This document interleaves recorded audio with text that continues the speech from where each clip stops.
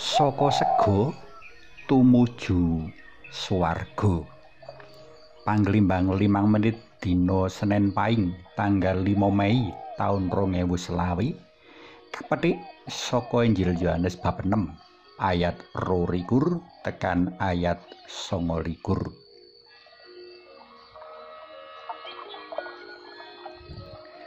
Manungsa urip saka pangan kang ing ira-irahan ndak sebut minangka sega. Tanpa sega manungsa sirna. Mula antuk pangan mujudake salah sawijining tujuan utamane urip lan manungsa makarya. Nadyan mengkono tumrap wong Katolik isih ana kang luwih wigati tinimbang sega, yaiku swarga. Pancadan saka kupiya golek sega sarta kakuwatake saka dayaning sega. Wong Katolik uga kudu gelem ngupadi swarga, amrih ora mati nanging bisa mukti bareng Gusti. Marang wong akeh kang padha ngupadi Gusti Yesus sawise pangeram-eram nikel tekukake roti lan iwak, Gusti Yesus terus terang ngendika, "Satemene kowe kabeh padha goleki aku, ra ora merga sumurup pratandha iram saka aku, ananging amarga wis wareg mangan roti to.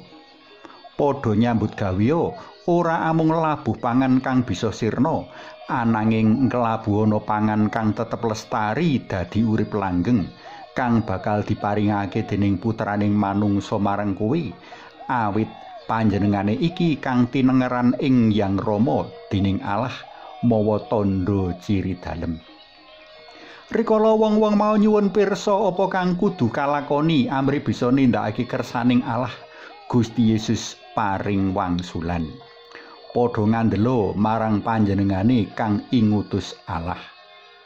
Pangandika dalem kang tandhes iki kejaba nuduhake kasunyatan menawa wong akeh mau pancen ngarepake Gusti supaya jinamin pangane tanpa rekoso tandang gawi, ananging uga nuduhake iba ora gaduke nalar wong-wong mau nggagapi sapa satemene Gusti Yesus iku.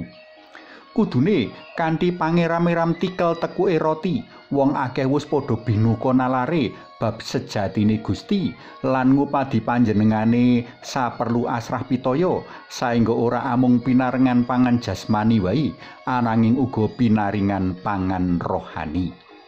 Pangan rohani iki kang satemene mujudake daya kekuatan lan panjurung manungsa kanggo nglakoni lan ngadepi bot repoting urip padinan tumuju puputing pajiaran swarga. Para tresna PLM kinasih, wong padha berlomba-lomba korupsi nganti miliatan enggo triliunan amarga padha nengenake golek pangan ing donya.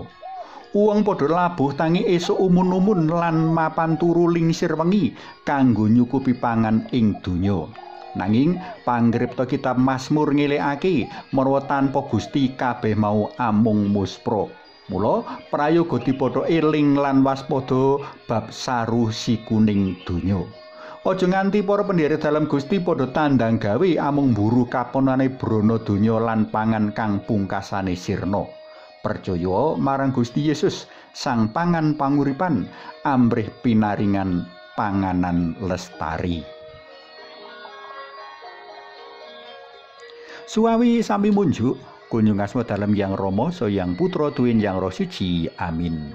Gusti Yesus sang sumber gesang langgeng, kawula munjuk sembah nuwun awit kepareng asrah pitados manunggil nyawiji sareng para murid dalem ing salebeting pasamuan enggo kepareng berjuang ngayati iman kapitayan dumateng paduka ing gesang sadinten-dinten.